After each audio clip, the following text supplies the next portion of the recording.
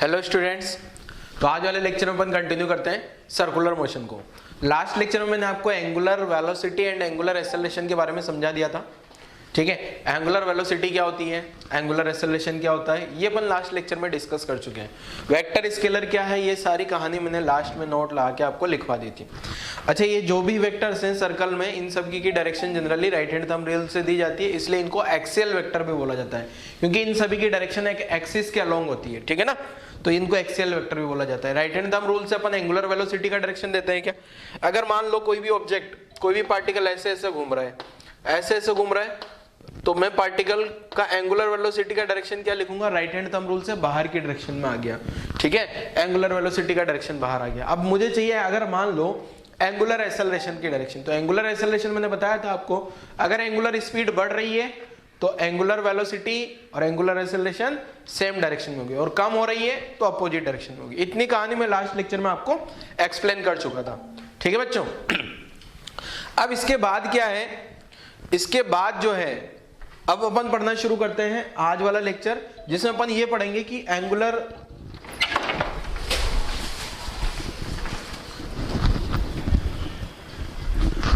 तो आज वाले लेक्चर में अपन कंटिन्यू करते हैं। आज वाले लेक्चर में अपन क्या पढ़ने वाले हैं कि अगर कोई भी पार्टिकल सर्कुलर मोशन कर रहा है तो उसका एंगुलर एक्सेलरेशन कांस्टेंट हो या वेरिएबल हो या जीरो हो, तो उन सभी का क्या इफेक्ट होगा पार्टिकल के मोशन पे। जैसा कि आपको याद होगा, अपन ने 1D में भी पढ़ा था। ठीक है, पार्टिकल का जो मोशन था 1D में क्या पढ़ा था? अगर पार्टिकल का एक्सेलरेशन जीरो है, पार्टिकल का एक्सेलरेशन जीरो है तो उसको अपन ने यूनिफॉर्म मोशन बोल दिया था। पार्टिकल का एक्सेलरेशन कांस्टेंट है तो उसको अपन ने यूनिफॉर्म एक्सेलरेटेड मोशन बोल दिया था, और पार्टिकल का एक्सेलरेशन वेरिएबल है तो उसको अपन ने नॉन यूनिफॉर्म मोशन बोला था। वैसे ही सेम कहानी यहाँ भी है बच्चों, बट यहाँ थोड़ी कहानी अलग है। अलग क्या है देखो, समझा देता हूं मैं। तो मैं हेडिंग लिख रहा हूं सर्कुलर मोशन और उसके पार्ट कर रहा हूं कि क्या क्या होगा यहां पर। ठीक है, तो जिसे सर्कुलर मोशन, ठीक है, यहां अपन पढ़ रहे हैं बच्चों सब क्या, सर्कुलर मोशन। और ये जो सर्कुलर मोशन है इसमें क्या होगा? सर्कुलर मोशन, इसके अगर मैं पार्ट करता हूं बच्चे, तो सबसे पहले अगर मान लो अल्फा जीरो है, अल्फा जीरो हो जाए, मान लो अल्फा आपको पता है ना एंगुलर एक्सेलरेशन, अल्फा क्या होता है बेटा? Angular acceleration. अगर एंगुलर एक्सेलरेशन जीरो है तो क्या होगा? एक सिचुएशन तो ये बनती है, दूसरी सिचुएशन बनती है अल्फा कांस्टेंट हो। अब ये जो अल्फा कांस्टेंट है तो यहां वेक्टर भी है। ठीक है, अल्फा वेक्टर, अल्फा वेक्टर बोले तो, अल्फा वेक्टर बोले तो क्या? डायरेक्शन भी कांस्टेंट होनी चाहिए, डायरेक्शन भी नहीं बदलनी चाहिए। तीसरा, अल्फा जो है वो मैग्नीट्यूड लिख देता हूं, वेरिएबल। ठीक है, अगर मैग्नीट्यूड वेरिएबल हो एंड डायरेक्शन कांस्टेंट हो। ठीक है ना, क्लियर है?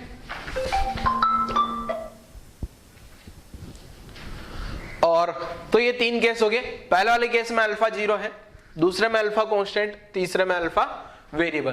तो ये तीनों केस में क्या क्या, पहले तो नाम समझते हैं, इनका नाम क्या है बेटा? इसको बोला जाता है यूनिफॉर्म सर्कुलर मोशन। फर्स्ट वाले का नाम है यूनिफॉर्म सर्कुलर मोशन। वहां पे आप जो नाम होता है, वहां जो नाम था ना, ये तो यूनिफॉर्म सर्कुलर मोशन हो गया। वहां पे सर्कुलर नहीं था, वहां यूनिफॉर्म मोशन था, बस यूनिफॉर्म मोशन। एक्सेलरेशन जीरो तो एक्सेलरेशन जीरो था तो वहां अपन ने नाम दिया था क्या? Uniform motion. यहां पे नाम जो हो गया वो हो गया यूनिफॉर्म सर्कुलर मोशन। ठीक है, नेक्स्ट क्या है? Circular motion. यहां पे नाम दिया था एक्सेलरेटेड मोशन या कांस्टेंट एक्सेलरेटेड। तो यहां पे ये जो है ना, ये दोनों, ये वाला तो यूनिफॉर्म है, ये वाला भी नॉन यूनिफॉर्म है, और ये वाला भी नॉन यूनिफॉर्म है। इन दोनों को मिला के कंबाइंड रूप से क्या बोला जाता है? Non uniform circular motion.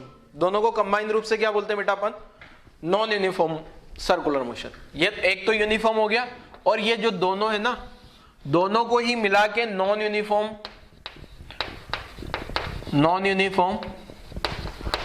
Circular motion ऐसा बोला जाता है।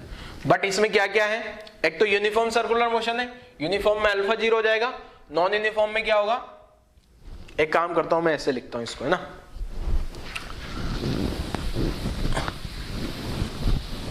इसका क्लासिफिकेशन अलग टाइप से करता हूं मैं क्योंकि आप बोलने का तरीका इसी टाइप से बेटा। सर्कुलर मोशन एक तो होता है यूनिफॉर्म सर्कुलर मोशन, ठीक है। एक होता है नॉन यूनिफॉर्म, एक होता है क्या नॉन यूनिफॉर्म सर्कुलर मोशन, ठीक है। अब इसमें तो होता है बेटा अल्फा जीरो और इसमें होता है अल्फा नॉन जीरो, ठीक है। एक में अल्फा जीरो एक में अल्फा नॉन जीरो। अब अल्फा नॉन जीरो है तो इसके भी दो पार्ट हो सकते हैं, एक तो अल्फा कांस्टेंट हो सकता है या फिर अल्फा वेरिएबल हो सकता है, ठीक है। अल्फा कांस्टेंट भी हो सकता है और अल्फा वेरिएबल भी हो सकता है, ठीक है। तो ये तो हो गया यूनिफॉर्म, जो यूनिफॉर्म मोशन होता था जिसमें एक्सेलरेशन जीरो, यहाँ यूनिफॉर्म सर्कुलर मोशन नाम दे दिया, ठीक है। नॉन यूनिफॉर्म सर्कुलर मोशन में क्या अल्फा नॉन जीरो है। अब वहां जो अपन ने नाम दिया था ना, वहां तीन पार्ट करे थे। एक ये इसको बोला था, इसको बोल दिया था अपन ने यूनिफॉर्म एक्सेलरेटेड मोशन और इसको नॉन यूनिफॉर्म मोशन बोला था, बट यहाँ सर्कुलर मोशन में ऐसा लिखेंगे, ठीक है ना। अल्फा जीरो नॉन जीरो ये आ गया। अब अगर मान लो, अब मैं यहां से एक एक करके आपको मोशन के बारे में समझाता हूं। पहले यूनिफॉर्म सर्कुलर मोशन समझा देता हूं क्या होता है, फिर अल्फा कांस्टेंट वाला और फिर अल्फा वेरिएबल वाली कहानी अपन समझ लेंगे, ठीक है ना। तो आप यहां तक कि ये जो सर्कुलर मोशन का क्लासिफिकेशन लिखो, फिर अपन हेडिंग लगा लेते हैं यूनिफॉर्म सर्कुलर मोशन और उसकी पूरी की पूरी कहानी समझते हैं। फिर उसके बाद अपन लिख लेंगे कांस्टेंट एक्सेलरेशन वाला, फिर उसके बाद वेरिएबल एक्सेलरेशन वाला मोशन समझ लेंगे। तो यहां तक की कहानी लिखो जल्दी से, छोटा सा ही फ्लो चार्ट बना लीजिए वीडियो पॉज करके। तो अब हेडिंग लगा रहा हूं मैं uniform circular motion. Uniform circular motion जैसा कि मैंने आप लोगों को बताया बेटा, क्या होगा यूनिफॉर्म सर्कुलर मोशन में, यूनिफॉर्म सर्कुलर मोशन। तो यूनिफॉर्म सर्कुलर मोशन में ये है कि पार्टिकल का जो है ना अल्फा कांस्टेंट होगा। अल्फा अगर कांस्टेंट है, सॉरी अल्फा अगर जीरो है तो ओमेगा कांस्टेंट होगा, ठीक है ना। ओमेगा वेक्टर यहाँ पे क्या होगा constant, clear. Omega vector constant होगा, वेक्टर इसलिए लिखा हूं डायरेक्शन भी कांस्टेंट होगा, मैग्नीट्यूड भी कांस्टेंट। साथ में अगर मुझे थीटा लिखना है बेटा तो थीटा हो जाएगा ये क्या ओमेगा इंटू टी, ठीक है। थीटा क्या होगा ओमेगा इंटू टी, और ये वाला रिलेशन भी आपको याद रखना है, क्लियर है। ये वाला रिलेशन आपको याद रख लेना है, ठीक है। थीटा जो होगा वो ओमेगा इंटू टी होने वाला है, ठीक है। ये तो हो गया आपके पास यूनिफॉर्म सर्कुलर मोशन। जैसे कि आपको बोल दिया जाए क्वेश्चन में, एक क्वेश्चन लिखते हैं एंगुलर स्पीड ऑफ फैन, या angular speed of fan is 20 या π/3 रेडियन पर सेकेंड ऑलवेज, ठीक है। हमेशा कितनी रह रही है, angular speed of fan is π/3 radian per second always, means ये ओमेगा कांस्टेंट हो गया। अब आपसे बोल दिया जाए find angular displacement of fan, angular displacement of fan, समझ जाना फैन की ब्लेड के बारे में बात कर रहा हूं, इन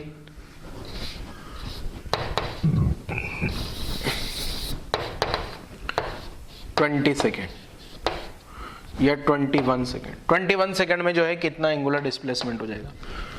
तो सोल्व करो जरा, बहुत आसान सा क्वेश्चन है बच्चों ये, कैसे आंसर निकालोगे इसका।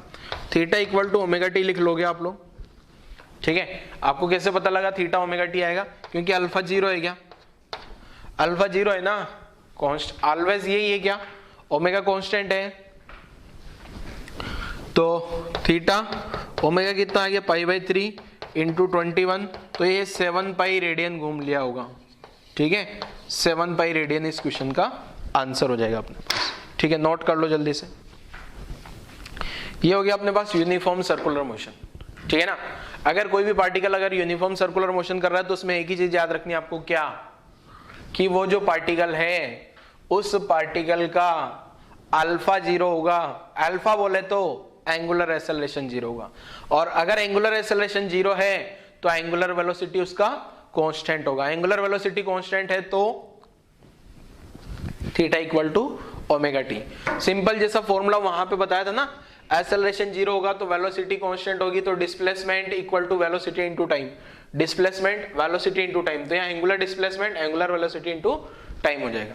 ठीक है, लिख लीजिए जल्दी से, अगला वाला पार्ट समझते हैं फिर इसका।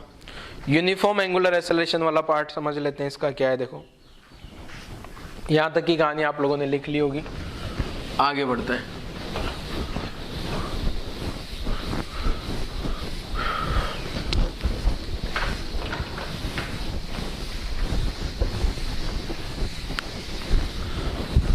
नेक्स्ट हेडिंग, नेक्स्ट हेडिंग क्या है देखो, uniform circular motion with constant angular acceleration. ठीक है ना, तो नेक्स्ट हेडिंग लिख रहा हूं मैं, circular motion with constant angular acceleration. ठीक है, कांस्टेंट एंगुलर एक्सेलरेशन होना चाहिए। तो ऐसी सिचुएशन में क्या क्या होने वाला है देखो। अब यहाँ जो सर्कुलर मोशन होगा कांस्टेंट एंगुलर एक्सेलरेशन है, इसका मतलब अल्फा वेक्टर क्या होगा प्यारे बच्चे, कांस्टेंट होगा। तो ये वही एक्सेलरेशन कांस्टेंट वाली सारी कहानी है। इसमें आ जाएगा पहली equation omega final omega initial plus alpha T, पहला इक्वेशन तो ये आ गया। दूसरा equation theta equal to omega initial T plus half alpha T square, S equal to U T plus half A T square. यहां मैंने u और v नहीं लिख के फाइनल इनिशियल लिख लिया है, final velocity initial velocity angular acceleration time, omega final square equal to omega initial square plus 2 alpha theta v square u square 2s, theta nth equal to omega initial plus alpha by 2 into 2n-1। ये वाली equation के दो format और हैं, ये वाली equation के दो फॉर्मेट और हैं। थीटा इक्वल टू, अगर मैं ये ओमेगा फाइनल टी कर देता हूं तो ये minus half alpha T square आ जाता है, ये भी मैंने वहां बताया होगा आपको, डेरिवेशन अब मैं किसी का नहीं करा रहा। Theta equal to omega initial plus omega final upon 2 into T, comparison करा दूंगा मैं भी दोनों का, कंपैरिजन जो वहां पढ़ा था यहाँ पढ़ा था वो सारा कंपैरिजन यहाँ भी कर लेंगे। ठीक है, तो ये सारी कहानी है बच्चे। अब ये सब की सब जो इक्वेशन है, तीन इक्वेशन बड़ी इंपॉर्टेंट होती है, v equal to U plus A T, S equal to U T plus half A T square, V square equal to you square plus 2s। उसी पैटर्न पर फाइनल इनिशियल अल्फा टी, ये वाला और ये तीन equation हमेशा आपको पता होनी चाहिए nth सेकंड का, और जो सेकंड इक्वेशन है इसके दो फॉर्मेट और हो सकते हैं। ठीक है, तो मैंने यहाँ लिख दिए हैं बच्चे। अब यहाँ पे अगर समझना भी है तो मैं लिख देता हूं, अल्फा तो क्या होता है बेटा, यहाँ पे यहाँ लिख देता है अल्फा वेक्टर, ये क्या है, constant angular acceleration. Constant angular acceleration है, कांस्टेंट होना चाहिए, डायरेक्शन भी फिक्स होना चाहिए, मैग्नीट्यूड भी फिक्स होना चाहिए। इसके बाद ओमेगा आई, आई बोले तो इनिशियल, इसको बोल सकता हूं initial angular velocity, initial angular velocity, या फिर एक और नाम दे सकता हूं angular velocity at time T, angular velocity at time T equal to 0, 0 time का इनिशियल है ना। अभी यही एंगुलर वेलोसिटी लिखा है ना सिंपल, यहाँ तो कंफ्यूजन नहीं होना, सर ये एवरेज है या इंस्टेंटेनियस है, ऑब्वियसली इंस्टेंटेनियस। कुछ नहीं बोला जाता है तो इंस्टेंटेनियस एंगुलर वेलोसिटी, कुछ नहीं बोला जाता ना वेलोसिटी में तो अपन इंस्टेंटेनियस वेलोसिटी ही लेते हैं। ऐसे ही ओमेगा एफ, इसको बोला जा सकता है angular velocity at time T, angular velocity at time T, ये जो टी है ना, टी क्या है, ये टाइम टी। ठीक है, और अल्फा हो गया, थीटा क्या हो गया, angular displacement, angular displacement from time T equal to 0, time T equal to 0 to time T. ठीक है, टी टाइम में। अब क्या बच गया, अल्फा आ गया, थीटा आ गया, टी आ गया। थीटा nth लिखना चाहो तो लिख दो, angular displacement, angular displacement in nth second. nth second में एंगुलर डिस्प्लेसमेंट क्या हुआ है, ये हो गया ये। ठीक है, तो सारे पैरामीटर मैंने यहाँ लिख दिए हैं बच्चों, तो आप लोग भी लिख डालो इसको, कंपैरिजन भी कर देंगे अभी और एक आध क्वेश्चन भी कर लेते हैं। तो पहले लिख लीजिए जरा ये सारी कहानी जो बोर्ड पे लिखा है, वीडियो पॉज करो जल्दी से और इसको लिख लो। मैं इसको रब कर देता हूँ फिर।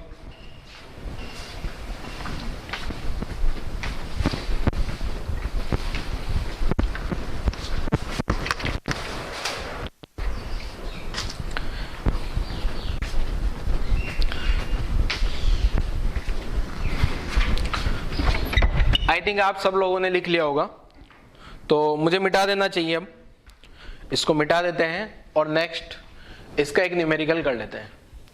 अच्छा एक काम करें क्या, न्यूमेरिकल करते हैं बाद में, पहले इसका वेरिएबल वाला भी मैं बता ही देता हूँ। ठीक है, वेरिएबल वाले के क्वेश्चन यहाँ वैसे बनने नहीं है कुछ भी, बट फिर भी मैं लिख देता हूँ। ठीक है, तो वीडियो पोस्ट करके ये तो आप लोगों ने लिख ही लिया होगा। सारी कहानी लिख लेनी है आपको।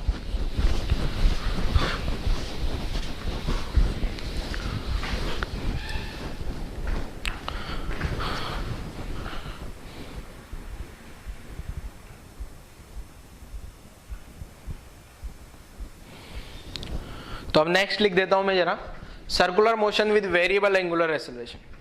अगर अल्फा वेरिएबल हो जाए विद वेरिएबल एंगुलर एक्सेलरेशन, अगर अल्फा वेरिएबल हो जाए तो फिर क्या करना है, देखो आप, अगर अल्फा वेरिएबल है तो आपको डेरिवेशन से जाना पड़ेगा। अल्फा को लिखो क्या, D omega by D T, या फिर omega D omega upon D theta, और ओमेगा को क्या लिखा जा सकता है, D theta upon D T. ठीक है, एंड अब सोल्व कैसे करना है, सॉल्व यूजिंग इंटीग्रेशन। ठीक है, जैसा कि वहां भी अपन ने किया था, लास्ट वाला टॉपिक था नॉन यूनिफॉर्म वाला। ठीक है, तो ये भी लिख लो, इसमें कुछ नहीं लिखना, बस इतना सा ही लिख लीजिए। और फिर अब जो है अपन इसका एक न्यूमेरिकल कर लेते हैं। न्यूमेरिकल करने से पहले मैं एनालॉगस सिस्टम भी बता देता हूँ। एनालॉगस का मतलब क्या है, देखो पहले तो वीडियो पॉज करके यहाँ तक की कहानी लिखो। एनालॉगस का मतलब दोनों को कंपेयर कर देते हैं। ठीक है, लीनियर वाला जो अपन 1D में पढ़ा था, मोशन इन 1D में, और ये वाला जो भी यहाँ पढ़ रहे हैं अपन। ठीक है, तो ये जो है लीनियर से सेम है, कंपेयर कर देते हैं इसको। तो देखो कैसे कंपेयर करना है अपने को, तो कंपेयर कर देता हूं ताकि आप लोगों को याद रहेगा। ठीक है ना, तो कंपैरिजन कर देते हैं अपन।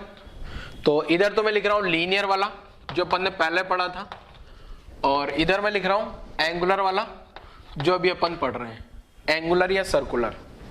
ठीक है ना, एंगुलर या सर्कुलर।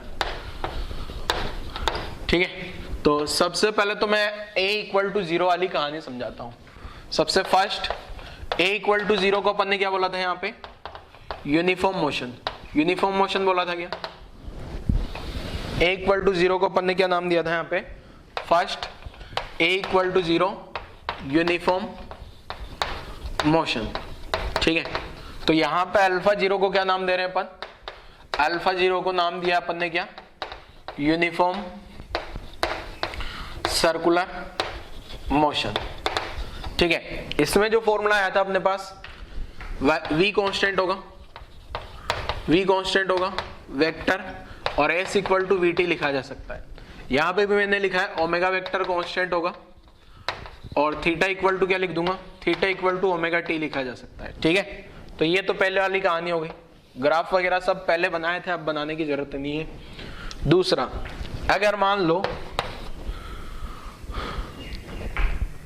क्या एक्सेलरेशन कांस्टेंट हो, ठीक है, एक्सेलरेशन कांस्टेंट है, तो v equal to u plus at, v equal to u plus at, s equal to ut plus half at square, और v square equal to you square plus 2s। ये main कहानी तो यही थी, बाकी मैं नहीं लिख रहा, ठीक है। ऐसे ही यहाँ पे जो सेकंड में अगर मैं लिखना चाहूँ तो अगर अल्फा वेक्टर कांस्टेंट आ जाए, अगर अल्फा कांस्टेंट होगा ना बच्चे तो क्या हो जाएगा, अभी अभी लिखा था क्या, final equal to initial plus alpha t, ठीक है, और omega initial T plus half alpha T square, और final square equal to omega final square equal to omega initial square plus 2 alpha theta. ये आ गया, ठीक है। एंड थर्ड वाले पैटर्न पे बच्चे बोला जाए तो अल्फा सॉरी पहले ए होगा, अगर ए वेरिएबल है, अगर ए वेरिएबल है तो आपने ए को क्या लिख दिया था, dv बाई dt या v dv by ds, and साथ में v को क्या लिखा जा सकता है, ds बाई dt, और इंटीग्रेशन डिफरेंशिएशन लगा के सोल्व कर लेना है। ऐसे यहाँ पे थर्ड में अगर अल्फा वेरिएबल हो जाए बच्चे, अल्फा वेरिएबल हो जाए तो अभी अभी मैंने लास्ट में सिखाया आपको क्या, या तो D omega by D T लिख लो बेटा, या omega D omega upon D theta लिख लिया, एंड एक और अगर ओमेगा को भी लिखा जाए तो D theta by D T लिख लिया, ठीक है। तो कुल मिला के अगर देखा जाए ना तो यहाँ जहां पे यहाँ ए आ रहा था, ए की जगह अल्फा आ गया, वी की जगह अब वी यू, ऐसा देखा जाए, देखो मैं दोनों को कंपेयर करता हूं, कंपेयर किया ना अपन ने, तो यहां पे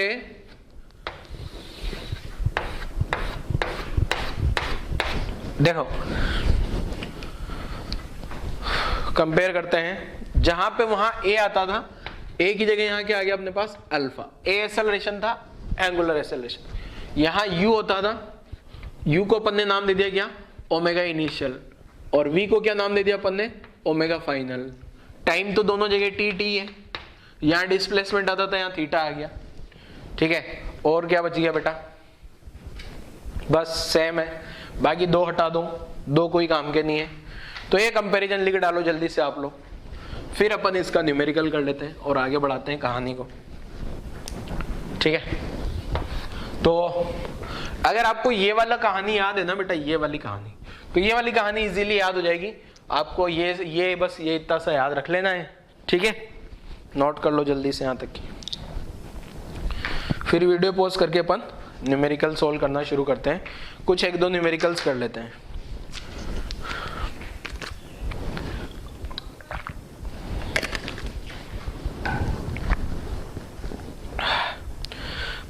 चलो लिख डाला आप लोगों ने,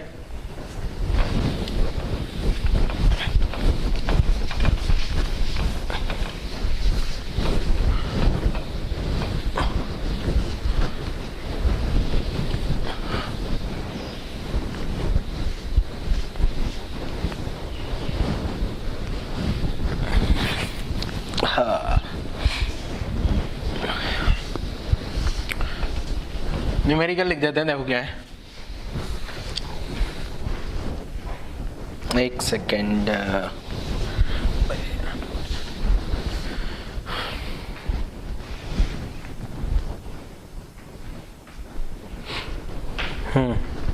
क्वेश्चन लिख रहा हूं,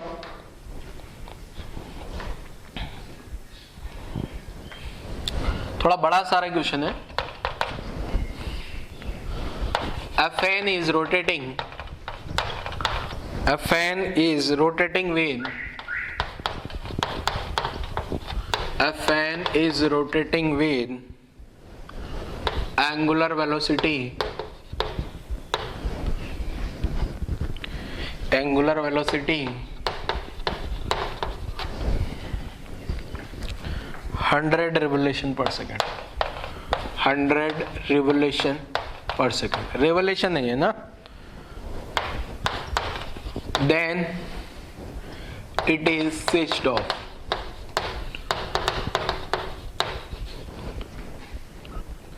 Then it is switched off.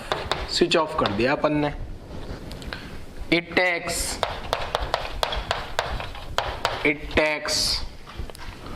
5 minutes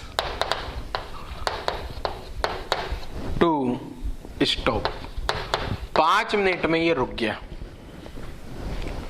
first fine, और 1 मिनट, यहां पे आपको अल्फा कांस्टेंट मान लेना है. Assume uniform angular retardation. Assume uniform angular retardation, ठीक है, मीन्स अल्फा कांस्टेंट मान के चलो आप लोग। अब फर्स्ट वाले क्वेश्चन में क्या पूछा है, find the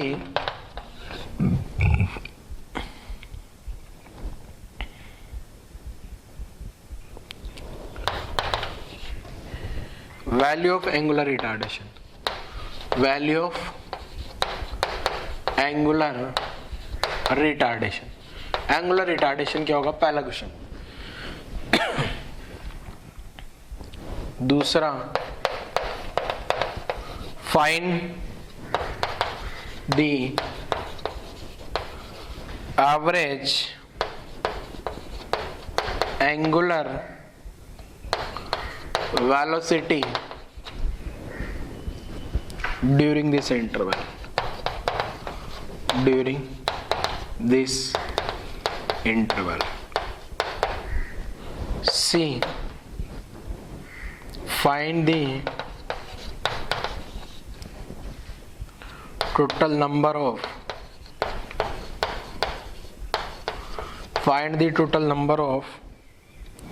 revolution, find the total number of revolution made before it।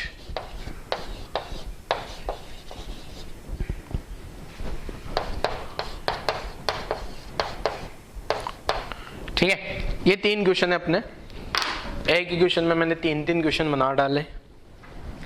तो आप लोगों को सोल्व करना है जल्दी से। जिसको लगता है सर हम इस क्वेश्चन को सोल्व कर सकते हैं, तो बहुत बढ़िया बच्चों, आप लोग इसको सोल्व कर दीजिए। मुझे खुशी होगी अगर आप इसको सोल्व कर लोगे तो वीडियो पॉज करो और लग जाओ जरा इसको सोल्व करने में, ठीक है। नहीं सोल्व होगा कोई दिक्कत नहीं, गलत सोल्व कर दो, हम उसमें भी खुश हैं। अगर आप गलत भी सोल्व करते हो तो इसमें हमें कोई प्रॉब्लम नहीं है, ठीक है ना। बट आप एक बार इसको अटेम्प्ट जरूर करो बच्चों।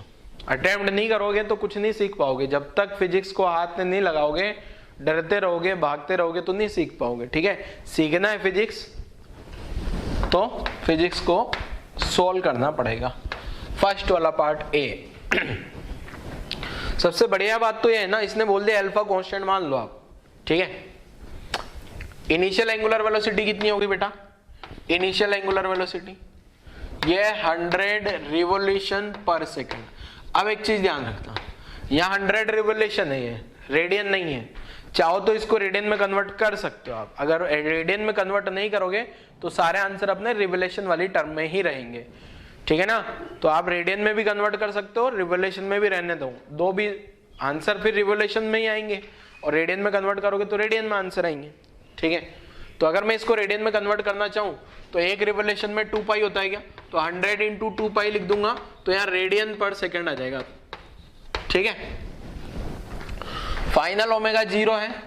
अब वो 0 रिवोल्यूशन हो रेडियन हो उससे कोई फर्क नहीं पड़ रहा। तो आपको बोला है अल्फा कांस्टेंट मानने को।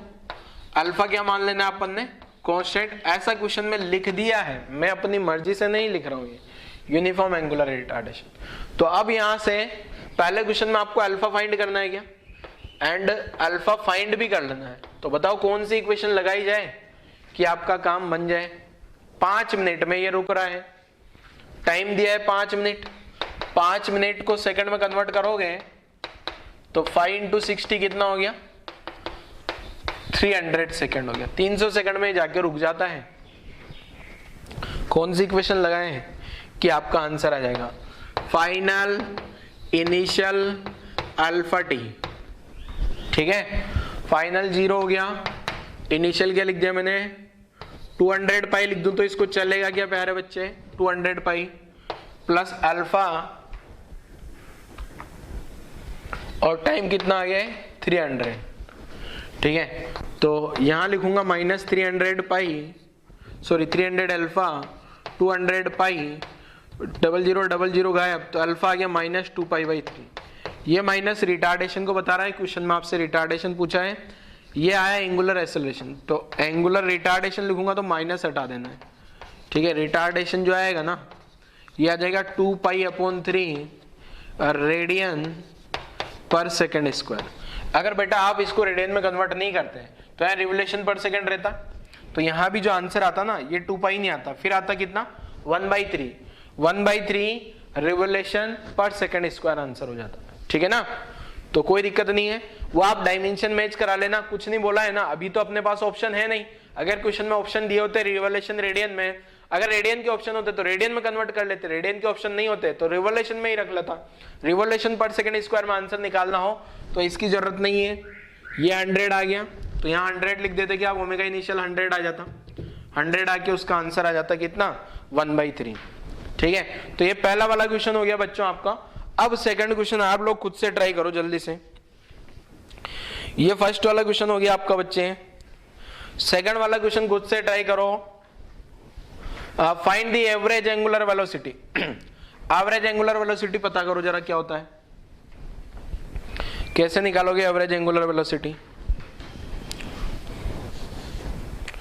एवरेज एंगुलर वेलोसिटी कैसे निकाली जाएगी?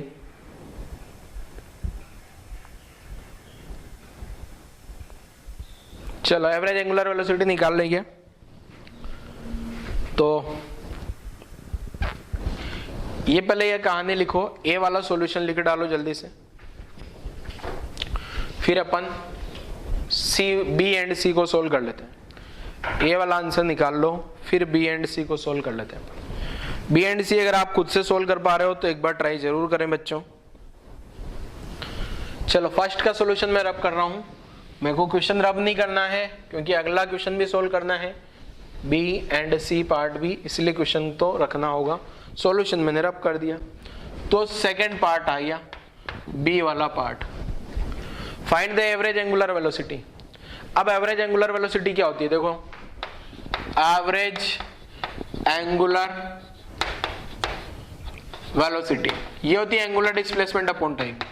ये होती है क्या बेटा, एंगुलर डिस्प्लेसमेंट अपॉन टाइम। तो टाइम तो मेरे पास में है बट एंगुलर डिस्प्लेसमेंट नहीं है, तो एंगुलर डिस्प्लेसमेंट कहां से लेके आ जाए?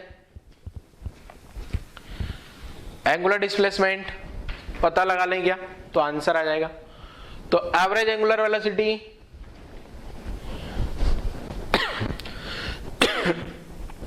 यहां से टाइम टी तो कितना आ जाएगा बच्चे, टाइम टी जो दिया है ना आपको, ये कितना दिया है 5 मिनट, और 5 मिनट को 60 सेकंड 60 से मल्टीप्लाई करोगे तो 60, तो ये आ गया 300 सेकंड। तो नीचे वाली टर्म तो आ गई है। अब एंगुलर डिस्प्लेसमेंट कहां से लेके आए? एंगुलर डिस्प्लेसमेंट लाने के लिए बेटा कौन सी इक्वेशन लगा दूं मैं? ये इक्वेशन लगा लें क्या? अब मैं लिख रहा हूं theta equal to omega initial T plus half alpha T square, ये इक्वेशन लिख लेंगे। तो थीटा ओमेगा इनिशियल अभी निकाला था क्या बेटा, कितना आया था 200 पाई 300 टाइम 300 आ गया, हाफ अल्फा भी अभी निकाला था क्या 2 पाई बाई 3, पिछले क्वेश्चन में निकाला है ना बेटा अल्फा एंगुलर रिटार्डेशन, तो माइनस लिख रहा हूं अल्फा नेगेटिव होगा, टाइम कितना आ गया 300 होल स्क्वायर। तो यहां से सोल्व करूंगा तो थीटा आ जाएगा क्या एंगुलर डिस्प्लेसमेंट, तो कितना आ गया देखो 60000 पाई माइनस ये 2 से 2 गायब और पाई बचेगा 3 से 3 गायब, पाई ये 3 भी गायब हो जाएगा, एक 3 बचेगा यहाँ पे 003 ऐसा बच जाएगा क्या। ये वाला 2 से तो 2 गायब हो गया, 3 से एक 300 तो एक 300 को मैंने 100 लिख दिया 3 से गायब कर, ठीक है ना। तो थीटा कितना आ गया अपने पास, ये जो आ गया ना पाई डायरेक्ट सोल्व कर दूं, अब ये बचेगा 30,000 पाई, ठीक है। ये 60,000 माइनस 30,000, तो angular average angular omega average लिख लूं क्या अब डायरेक्ट, ओमेगा एवरेज कितना आ गया 30000 पाई अपॉन 300, तो 2 0 ये गायब, तो ये आंसर आ गया 100 रेडियन पर सेकेंड, ठीक है। ये अपना आंसर आ जाएगा, ठीक है। फॉर्मूला आपको बताइए। अच्छा आप चाहो तो बच्चों ये थीटा दूसरे तरीके से भी निकाल सकते हो। दूसरा तरीका कौन सा, थर्ड इक्वेशन लगा के, theta final square theta initial square और वो वाला भी लगा के, sorry omega final square equal to omega initial square plus 2 alpha theta से भी ये आंसर निकाला जा सकता है। तो यहां से अपने पास ये ओमेगा एवरेज आ गया बच्चे। अब यहाँ पे मेरे पास में आया 100 पाई रेडियन पर सेकंड, ठीक है, क्या आया मेरे पास 100 पाई रेडियन पर सेकंड। अगर ऑप्शन रिवोल्यूशन में है तो रिवोल्यूशन में निकालने के लिए क्या करोगे, रेडियन को रिवोल्यूशन में, इसमें से 2 पाई का डिवाइड कर दो, 2 पाई का मल्टीप्लाई करते हैं ना रेडियन में कन्वर्ट करने के लिए। तो रिवोल्यूशन में ऑप्शन अगर रिवोल्यूशन में है ना तो आंसर क्या हो जाएगा अपना, 2 पाई का डिवाइड करोगे तो आंसर हो जाएगा 50 रिवोल्यूशन पर सेकंड, ठीक है।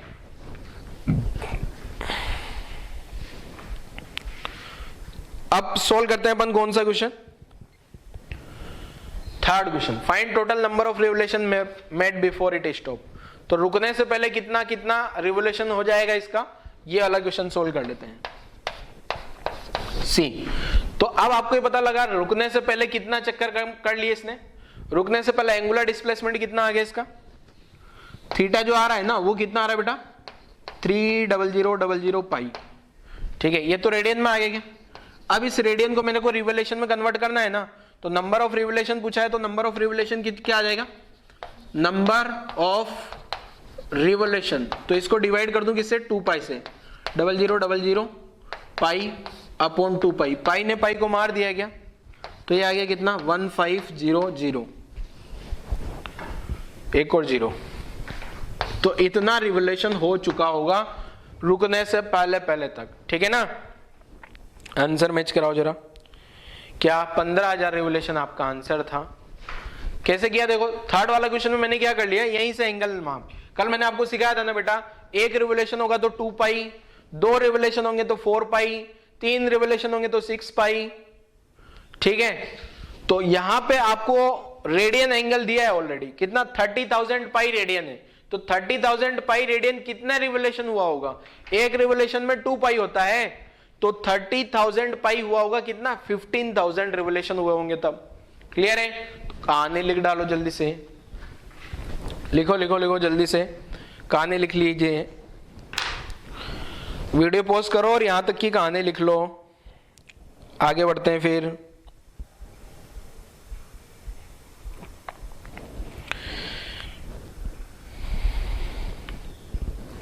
चलो आगे बढ़े।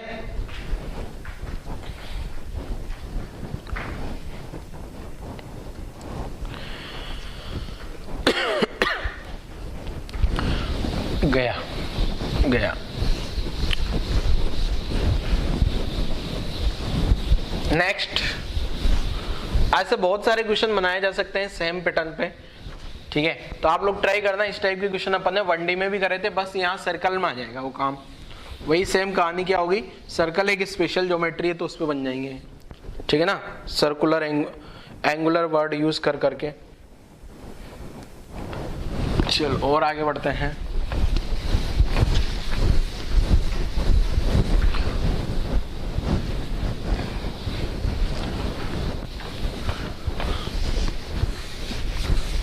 देखो अगर मान लो कोई भी पार्टिकल, अब मैं लिखा रहा हूं क्या, हेडिंग लिख रहा हूं relation between linear speed and angular velocity. Next heading है मेरे पास क्या, relation between linear speed and angular velocity. अगर कोई भी पार्टिकल घूम रहा है तो उसका लीनियर स्पीड और एंगुलर वेलोसिटी में क्या रिलेशन होगा, ये अपन यहाँ अब रिलेशन फाइंड करना चाह रहे हैं। तो आप ध्यान से समझना, मैं रिलेशन प्रूफ भी करके बताऊंगा ताकि आप लोगों को कोई प्रॉब्लम ना हो, ठीक है। और मैं डायरेक्ट भी लिख सकता हूं लिखने को, पर मैं एक्सप्लेन करके आपको समझाऊंगा, ठीक है, तो आपको आसानी रहेगी।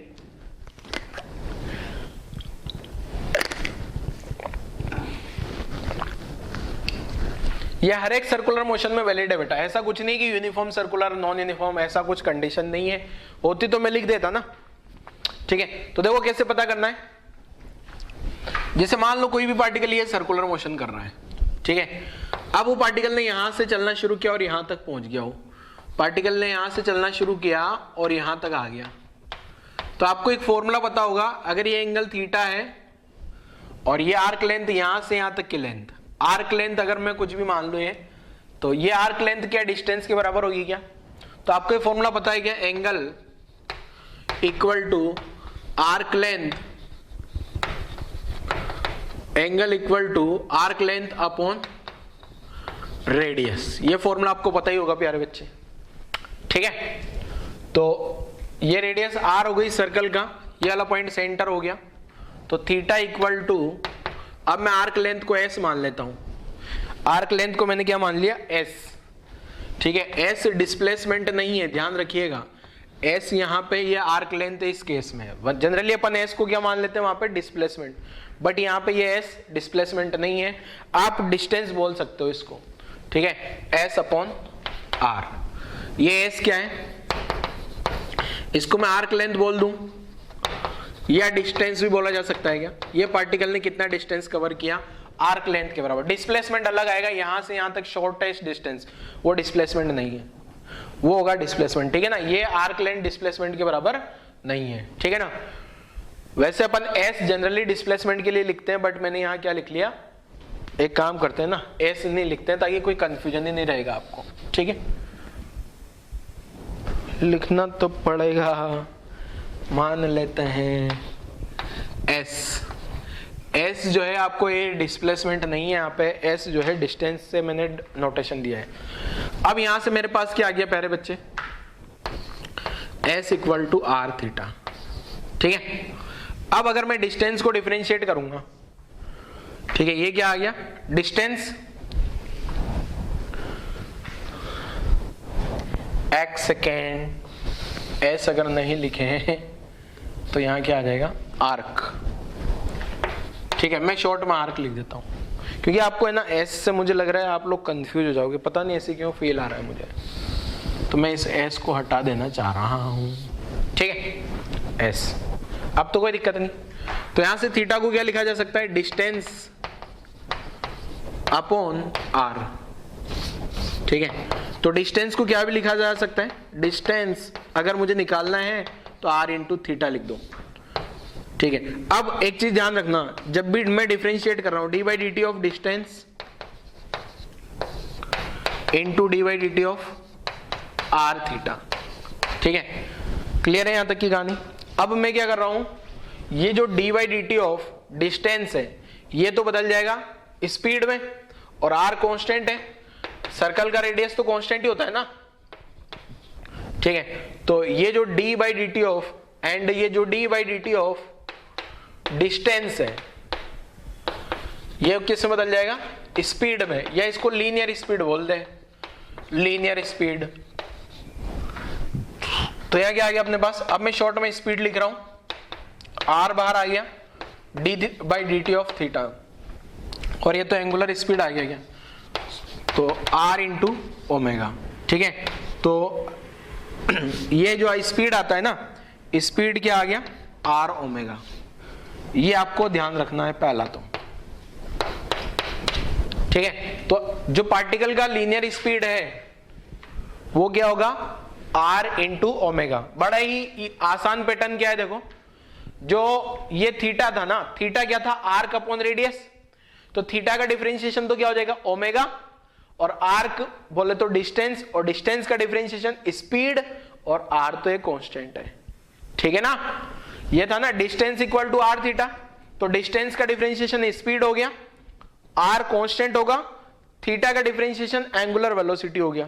तो ये फॉर्मूला निकल के आया अपने पास, speed equal to r into omega. Clear है, याद रहेगा प्यारे बच्चों, सभी को, सभी बच्चों को याद हो जाएगा क्या है।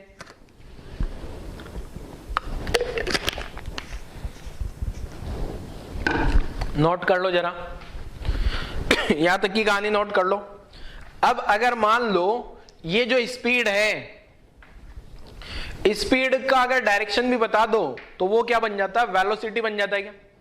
अरे वेलोसिटी का मैग्नीट्यूड और डायरेक्शन होता है क्या, वेलोसिटी का मैग्नीट्यूड तो स्पीड ही होता है ना, वेलोसिटी का मैग्नीट्यूड क्या होता है, स्पीड। तो वेलोसिटी का मैग्नीट्यूड स्पीड आ गया। अब स्पीड के साथ डायरेक्शन और लगा देते हैं तो क्या होगा आंसर, वो लिख देते हैं। अभी पहले यहां तक की कहानी लिखो, आप लोग वीडियो पॉज करो और यहां तक की कहानी लिख डालो जल्दी से।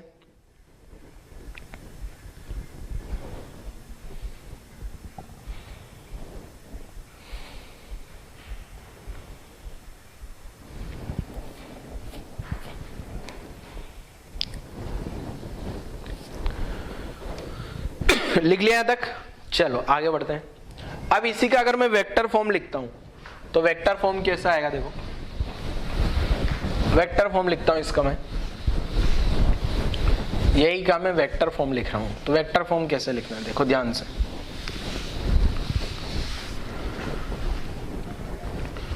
मान लो ये सर्कल आ गया अपने पास, ठीक है, और ये सर्कल पे पार्टिकल जो सर्कुलर मोशन कर रहा है वो ऐसे ऐसे कर रहा है, ये ऐसे ऐसे पार्टिकल सर्कुलर मोशन कर रहा है, ठीक है।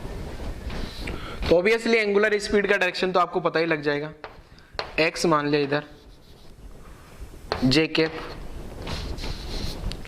आई कैप, के कैप, ठीक है। अब मुझे किसी भी इंस्टेंट पर वेलोसिटी चाहिए, वेक्टर फॉर्म कैलकुलेट करना चाह रहा हूं मैं, क्या वेक्टर फॉर्म। वेक्टर फॉर्म में जो स्पीड है ना, स्पीड में अगर वेक्टर लगा लोगे तो वो क्या बन जाएगा, वेलोसिटी।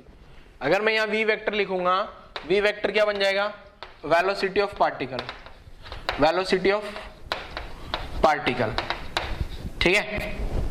और यहां पे है मान लो पार्टिकल कभी भी, तो मुझे डायरेक्शन कैसे लिखना है, जैसे मान लो अगर पार्टिकल यहां पे है ना, तो यहां पे टेंजेंट ड्रॉ करो तो वेलोसिटी का डायरेक्शन ऐसा आ जाएगा। यहां पार्टिकल है तो वेलोसिटी का डायरेक्शन ऐसा आ जाएगा। अगर पार्टिकल यहां है तो टेंजेंट ड्रॉ करो, वेलोसिटी का डायरेक्शन ऐसा आ जाएगा। मतलब वेलोसिटी का डायरेक्शन हर बार बदल रहा है। जब भी पार्टिकल सर्कुलर मोशन करता है तो उसकी वेलोसिटी का डायरेक्शन हर बार बदलता है, बदला बदला बदला। तो वेलोसिटी का डायरेक्शन तो हर बार बदल रहा है, बट मैग्नीट्यूड के बारे में पता नहीं अभी मैग्नीट्यूड क्या होगा। तो वेलोसिटी ऑफ पार्टिकल आ गया, ठीक है। ओमेगा वेक्टर क्या था, angular velocity of particle, angular velocity of particle आ गया, ये एंगुलर वेलोसिटी आ गया। अब एक लिख रहा हूं आर वेक्टर, एक और क्या लिख रहा हूं बेटा, आर वेक्टर। आर को मैं स्मॉल आर लिखता हूं, ठीक है। स्मॉल आर क्या है मैं बता देता हूं, स्मॉल आर है position vector of particle, position vector of particle with respect to centre of circle, ठीक है। वो जो सर्कल का सेंटर है ना उसके रेस्पेक्ट में पोजीशन वेक्टर ड्रॉ करके भी बताता हूं। जैसे मान लो पार्टिकल यहां है तो सर्कल का सेंटर सी यहां होगा, तो ये इसका पोजीशन वेक्टर आर वेक्टर आ गया, ठीक है। कैपिटल आर उसका रेडियस, मैग्नीट्यूड तो कैपिटल आर के बराबर ही होगा। अगर पार्टिकल यहां पे आ जाएगा, आर वेक्टर ये आ गया, यहां पे होगा तो आर वेक्टर यहां आ गया। जैसे जैसे पार्टिकल अपना मोशन कर रहा है उसका आर वेक्टर का डायरेक्शन भी बदल रहा है, आर वेक्टर का डायरेक्शन बदल रहा है, बट आर वेक्टर का मैग्नीट्यूड कांस्टेंट है। जो ये आर वेक्टर का मैग्नीट्यूड है ना, उसका आर वेक्टर का मैग्नीट्यूड क्या है, आर वेक्टर का मैग्नीट्यूड जो है ये कांस्टेंट है, किसके बराबर है, radius of circle, radius of circle आ गया ये, ठीक है। एंड ये जो वेलोसिटी का मैग्नीट्यूड है, वेलोसिटी का मैग्नीट्यूड किसके बराबर हो जाएगा, स्पीड के बराबर हो जाएगा। v का मैग्नीट्यूड किसके बराबर हो जाएगा, स्पीड के बराबर। अब यहां पे अगर ओमेगा वेक्टर की डायरेक्शन देखी जाए बच्चे, ओमेगा वेक्टर की डायरेक्शन किधर आ रही है, बाहर आ रही है। अब मैं इस पॉइंट पे बात करता हूं, ये वाले पॉइंट पे, ये वाले पॉइंट पे अगर आर वेक्टर बाहर की डायरेक्शन में जा रहा है क्या बच्चे, आर वेक्टर बाहर आ रहा है, वी वेक्टर ऊपर है, ओमेगा वेक्टर बाहर की डायरेक्शन में। ओमेगा वेक्टर आपको पता लग रहा होगा, यहां से कल सिखाया था मैंने, ओमेगा वेक्टर क्या होगा बच्चे, के कैप। ओमेगा वेक्टर क्या आ गया यहाँ पे, के कैप, बाहर की डायरेक्शन में। राइट हैंड की फिंगर्स को सर्कल की डायरेक्शन में मूव कराया, राइट हैंड की फिंगर्स को सर्कल की डायरेक्शन में मूव कराया, तो अंगूठा जो है ओमेगा वेक्टर की डायरेक्शन देगा। तो ओमेगा वेक्टर बाहर आ गया, वी वेक्टर ऊपर है और आर वेक्टर इधर है। आर कैप बोल दो चाहो तो, आर कैप बोले तो डायरेक्शन, ठीक है, आर कैप बोले तो ये आर वेक्टर की डायरेक्शन, ठीक है ना। तो अब यहां से अगर वी ओमेगा, मेरे को चाहिए क्या बेटा, वेक्टर फॉर्म। वेक्टर फॉर्म मतलब वेक्टर रिलेशन चाहिए, तो वेक्टर रिलेशन क्या आ जाएगा, देखो ये वी वेक्टर जो है, आपको ये तो पता है v equal to omega R आएगा, लीनियर स्पीड का मैग्नीट्यूड, स्पीड क्या आई थी, speed equal to R omega आया था क्या, तो v equal to R omega तो आएगी आपके पास में, बट अब उसको वेक्टर फॉर्म में लिखूंगा मैं, तो v वेक्टर, ये तो सिंपल रिलेशन लिखा था ना अपन ने, speed equal to R omega, ठीक है। अब इसका अगर मैं मैग्नीट्यूड लगा दूं, वेक्टर लगा दूं यहाँ पे, स्पीड पे अगर वेक्टर लगा दूं तो ये क्या हो जाएगा, वेलोसिटी, वेलोसिटी हो गया बच्चे, ठीक है। इक्वल टू ये होता है ओमेगा क्रॉस आर। कैसे आया अभी समझा देते हैं, ये कैसे आया समझा देते हैं प्यारे बच्चे। देखो यहाँ राइट हैंड थंब रूल आपको आना चाहिए, राइट हैंड थंब रूल नहीं आएगा तो फिर सारी कहानी खत्म है। राइट हैंड थंब रूल बोले तो वेक्टर प्रोडक्ट वाला, वेक्टर प्रोडक्ट वाला राइट हैंड थंब रूल याद है, जिससे डायरेक्शन दे देते हैं ए क्रॉस बी की। तो यहाँ पे ओमेगा वेक्टर की डायरेक्शन बाहर है क्या, ओमेगा वेक्टर की डायरेक्शन बाहर आ गई, ओमेगा वेक्टर बाहर आ गया तो omega cross are, omega vector बाहर आ गया, ओमेगा वेक्टर से आर वेक्टर की डायरेक्शन में अंगूठे को घुमाए तो वी की डायरेक्शन में आ गया क्या। तो डायरेक्शन वी का डायरेक्शन क्या आएगा, ये जो वी का डायरेक्शन होगा ओमेगा क्रॉस आर। अब यहाँ वी का मैग्नीट्यूड भी लिखूंगा ना मैं, तो इस वी का मैग्नीट्यूड क्या आएगा, वी का मैग्नीट्यूड जो लिखोगे आप ओमेगा आर साइन 90, क्योंकि ओमेगा तो बाहर है क्या, ओमेगा बाहर है बेटा, ओमेगा बाहर की डायरेक्शन में आ गया क्या, तो ओमेगा बाहर आ गया तो ओमेगा और आर के बीच में एंगल 90 डिग्री हो गया। अब ये वी वेक्टर का मैग्नीट्यूड क्या है, स्पीड है क्या, ये स्पीड आ गई ओमेगा, और ये स्मॉल आर जो है वो मैग्नीट्यूड है क्या, मैग्नीट्यूड कैपिटल आर भी लिखा जा सकता है क्या, तो ये कैपिटल आर आ गया क्या। ये आर वेक्टर का मैग्नीट्यूड रेडियस ऑफ सर्कल है ना, तो यही रिलेशन आ गया ना, V equal to omega are. ठीक है, ये वाला वेक्टर फॉर्म वाला कैसे आया, वेक्टर फॉर्म वाला क्रॉस प्रोडक्ट आना चाहिए आपको। ठीक है, ये तो मैग्नीट्यूड आ गया, ये तो मैग्नीट्यूड आ गया क्या। अब उसको अगर मैं वेक्टर फॉर्म में लिखूं तो क्या, राइट हैंड थंब रूल मुझे लगाना आना चाहिए, omega cross are, omega vector बाहर है तो ओमेगा वेक्टर से आर वेक्टर की डायरेक्शन, ओमेगा वेक्टर बाहर, ओमेगा वेक्टर बाहर, ओमेगा से आर की डायरेक्शन में फिंगर को रोटेट कराऊंगा तो वी की डायरेक्शन में आ गया। ऐसे ही यहां पे भी करा सकते हो आप, ये आर के बाहर आ गया बच्चे, ये आर के बाहर आ गया तो ओमेगा वेक्टर बाहर है, ओमेगा क्रॉस आर करूंगा तो इधर आ गया क्या, ओमेगा वेक्टर तो बाहर है क्या, बाहर, तो बाहर से ऊपर की डायरेक्शन में फिंगर को रोटेट कराए तो ये आ गया। ऐसे यहाँ पे भी ये आर के भी आ गया क्या, ओमेगा अगेन बाहर है क्या, तो ओमेगा क्रॉस आर करोगे तो अगेन वी आ जाएगा क्या, ओमेगा तो बाहर की डायरेक्शन में आ गया, ओमेगा क्रॉस आर करोगे तो वी की डायरेक्शन आ गई। तो ये वाला फॉर्मूला आपको याद होना चाहिए, v vector equal to omega cross r. Cross product, अगर आपको क्रॉस प्रोडक्ट में राइट हैंड थंब रूल लगाना आता है तो ये समझ आ गया होगा आपको ये वाला, वरना आपको थोड़ा कंफ्यूजन होगा। इसलिए मैं बोलता हूं वेक्टर प्रोडक्ट का राइट हैंड थंब रूल एक बार अच्छे से पढ़ो, ठीक है, फिर ये कहानी समझ आ जाएगी। तो वीडियो पॉज करके यहां तक की कहानी लिखो, वीडियो पॉज करो और यहां तक की कहानी लिखो जल्दी से।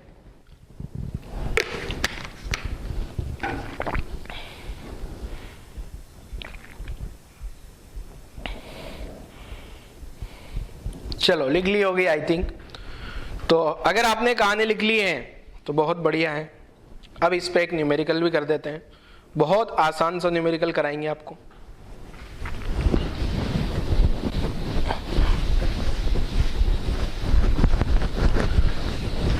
तो आपको रिलेशन याद रखना है क्या, v equal to omega r याद होना चाहिए बच्चे, v equal to omega r.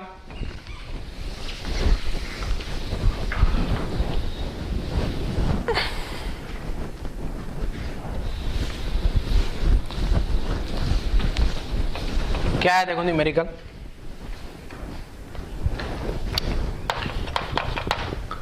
ये एक सर्कल है, यहां पे पार्टिकल ऐसे ऐसे जा रहा है, speed of particle on circle is given by v equal to 3t metre पर second. Radius of circle,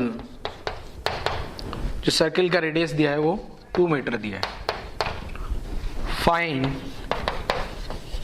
angular speed of particle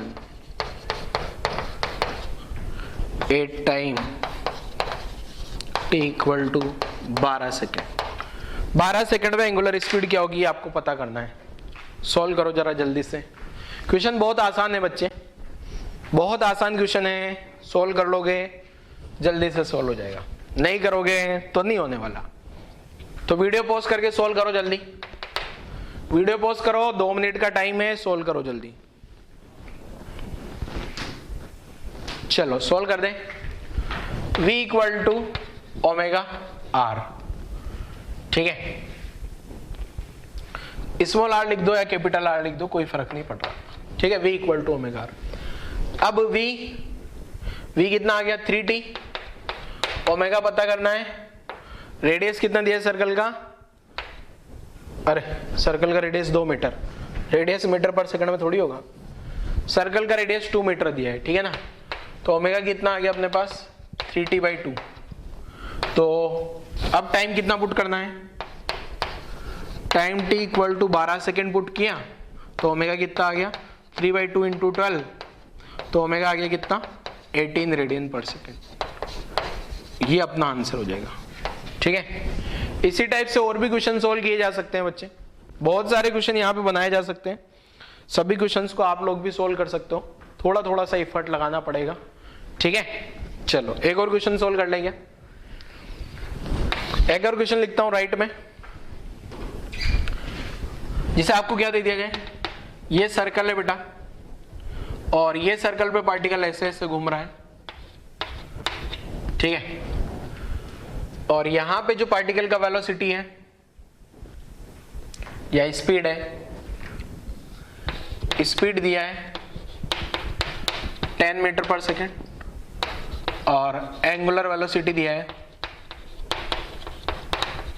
angular velocity दिया है कितना 20 मीटर पर सेकेंड, ठीक है। Find radius of circle. बहुत आसान क्वेश्चन है, रेडियस सर्कल का रेडियस पता कर दो, इससे आसान क्या होगा। अब तो सोल्व कर लो, एक तो वीडियो पॉज करने की भी जरूरत नहीं, तुरंत से सोल्व कर सकते हो, इतनी देर में तो सोल्व हो ही जाएगा 2 मिनट में। v equal to omega r, ये सब कुछ है ना, पार्टिकल सर्कुलर मोशन कर रहा है वो सब मैंने कहानी नहीं लिखी है, आप समझ लेना, ठीक है ना। Particle perform circular motion on circular path, ऐसा सब कुछ। तो v equal to omega r लिखा आपने, वेलोसिटी 10 दिया है, एंगुलर स्पीड 20, रेडियस यहाँ रेडियस आ गया 1/2 मीटर, ठीक है। नोट कर लीजिए जल्दी से कहानी, यहाँ तक की कहानी नोट कर लो बच्चे। तो ये था अपने पास क्या, angular speed, angular velocity, speed और एंगुलर वेलोसिटी में अपन ने आज रिलेशन देख लिया बच्चों, रिलेशन क्या आएगा। तो मुझे लगता है आज वाला लेक्चर अब यहीं क्लोज कर देना चाहिए बच्चों। तो आज वाला लेक्चर क्लोज कर रहे हैं। तो आज वाले लेक्चर में अपन ने क्या क्या पढ़ लिया, alpha zero, alpha constant, alpha variable की कहानी, उसके न्यूमेरिकल छोटे छोटे से, और v equal to omega r का रिलेशन कैसे आया वो डिराइव करके देख लिया। फॉर्मूला भी याद रखना है आपको, वेक्टर फॉर्म में भी याद रखो, और v equal to omega r तो याद होगा, ये होगा ही सही आपको v equal to omega r याद, ठीक है। तो लेक्चर क्लोज करते हैं बच्चों आज कहीं, थैंक यू।